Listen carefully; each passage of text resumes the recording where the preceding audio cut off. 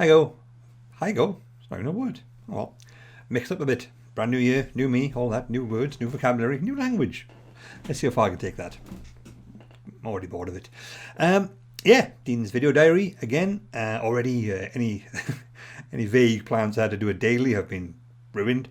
Did do one on Wednesday, but then tried to upload it, and because the time I was doing it, it was a bit late, and the file sort of went weird. I transferred to a different computer, went all juddery, and I didn't realise that I'd uploaded it, so I took it down again. And then I sort of thought I'd do it again, and then, Western democracy seemed to go into collapse. So I thought, people probably aren't interested in my ramblings right now, and I'm kind of distracted by that, so didn't bother, but I put it up yesterday instead. Then, of course, I meant to record a video yesterday too, and I didn't, because, yesterday my wife's at work, and she works in a different city, so she's away for most of the day, so I was solo parenting, and obviously lockdown, homeschooling, kind of distracting. Not normally a problem. I enjoy spending time with my kids. Like I've been known in the past to have a bit of a hostile response to people saying, babysitting. No, these are my children. Nobody's paying me to do this. This is my responsibility as an adult and a father. And that shouldn't be a surprise. But it is to a lot of people. But normally it's fine. But the night before last, my daughter, who's 5, still has occasional, she's not so bad now, we've sort of got over the worst of it, tendency to just wake up in the night and come and find you, because she's awake now, and therefore so should you be.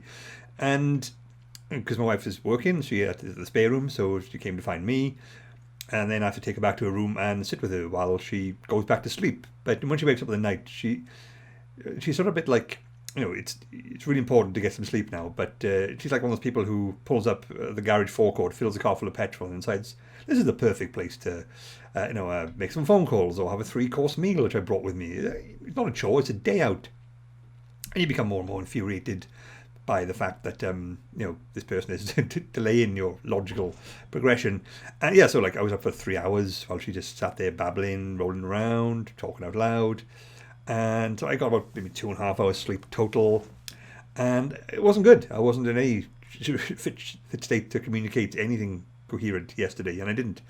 But I had to do all the, because I was distracted by the homeschooling stuff, and stuff still happened. But it's a weird phenomenon because it's happened. This isn't the first time it's happened, but it's the first time it's happened to me during this dry January period. I'm trying to be more healthy and active and get more sleep, and I have been getting more sleep because I haven't been staying up drinking wine or anything like that. So logically, I should be more robust, more resilient to this, but I felt much worse than usual because it's a well-known phenomenon. I've seen loads of web cartoons about it. I don't know if anyone has this, that when you start getting more sleep, because all of us don't get enough sleep at some point these days, especially a parent, or if you're working late, or doom scrolling, as they call it.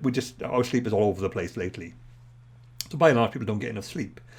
But a lot of people notice that when you finally get, if you go for long periods of not getting enough sleep, and you finally get an early night, and have your allotted 8 hours, and you wake up, you tend to feel more tired, more wrung out, more drained, and it's really odd. Think, surely I've had more sleep, so I should be less tired. So I've eaten twice as much as normal, so why am I more hungry now? That doesn't make any sense.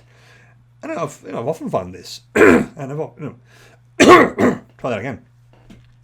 I've sort of wondered if my old theory was maybe just build up a bit of sleep momentum. You just get more time to sleep, and therefore your brain takes a little more time to reverse course and like stay in an oil tanker rather than a speedboat.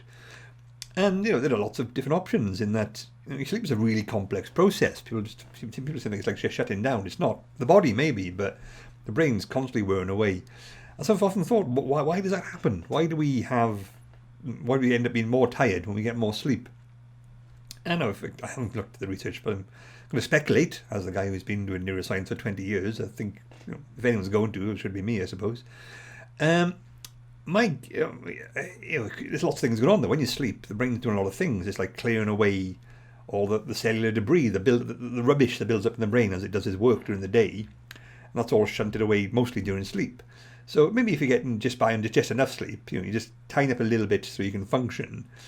And when you get more sleep, your cellular processes are more cleared. So your brain, when you do wake up, your brain's a bit more active, or your brain gets more, it's functioning better. That's a well-known outcome of getting enough or more sleep over the long term. And so therefore, maybe it's like going up to the next class in swimming. Like if you can swim 2 lengths, you can be in like the first class, but then you swim 4 and you can be in the second class, but then you have to do at least 4 to stay in that class, so you get bumped back down again, you feel worse. And but part of me, I suspect it might be because our sleep cycle is really complex in terms of how it's organized. It can be thrown off by most things, like too much stimulation, just too much caffeine at the wrong time, daylight. That's why jet lag is a thing that throws off our sleep. So it's really confusingly and intricately regulated by internal hormones, levels of light, habits, like what cycle, body temperature. That's a big part of it too. So if you go for long periods without getting enough sleep, your brain just adjusts to that. Because, well, this is what I've got. I'll work with this, and you sort of develop your sleep rhythms accordingly. Like for the pandemic, last year, I sort of lockdown. Sorry, I got to the point of staying up late, like 12, 1 o'clock, and waking up about 9ish. So that was the regularly, as part of my brain was in that habit. So once I was going to bed earlier, it took me a while to get to sleep because like the brain's like, no, this isn't when you sleep. Also, drinking as well sort of throws off your internal processes because it's dealing with alcohol as well. It throws off your sleep cycle. That's why alcoholic sleep is not as restful or as restorative as proper sleep, not normal sleep without getting alcohol in your system. But sleep cycle it takes place in 4 stages: non-REM 1, 2, and 3, and then REM sleep. And I think it's non-REM 1, 2, like those are the ones that occur at the end of your sleep cycle, where it's sort of it's easy to wake up now. It's, like I've had my allotted sleep time. This is the part where my brain's in that state where like, I can wake up now because that's when I do that. So when you get more sleep, it's almost like I suspect your brain sort of, okay, so it's internally it's 5 a.m. I've gone through my usual cycles. I could start another one. Can you imagine? Like I get more sleep. But then your alarm goes off at the regular time, or like the other part of your brain thinking, this is time to wake up now, and you're right in the middle of an extra sleep cycle, like right in the non-REM like 3 cycle, and it's like screeching to a halt. It's like your brain leaves things half done. Your sleep stage that you wake up in is incomplete. So like, there's all these loose ends flapping around, and the brain has to do a handbrake turn to like, what's going on? And that leaves you in a sort of fug state for a long time. You wake up eventually. I think everyone does, but it's a lot harder to wake up partway through a sleep cycle than it is to at the end of your regular ones, which your brain's got in the habit of if you don't get enough sleep. So so that's I suspect that's a part of why getting more sleep it makes it harder to wake up. It makes you tireder when you wake up, because it's not that you're getting more sleep. It's like a sort of just putting sand into a bucket. It's stages. When you get more, maybe you get more than usual, but you don't get sufficiently more for a whole other stage. That'd be like an extra couple of hours, maybe, depends on how quickly you go through them. So maybe you get 1 extra hour, you're only halfway through, and that leaves things incomplete, like leaving a car half built or half filled with petrol, or like your bonnet's open and work's being done. Then you have to drive off suddenly. Bits flying everywhere, like there's lots of noises coming out of it. The mechanic's screaming for help underneath. That's what your brain is sort of doing. Only, I was going to say with less screaming, but no, it was really, really exhausting yesterday.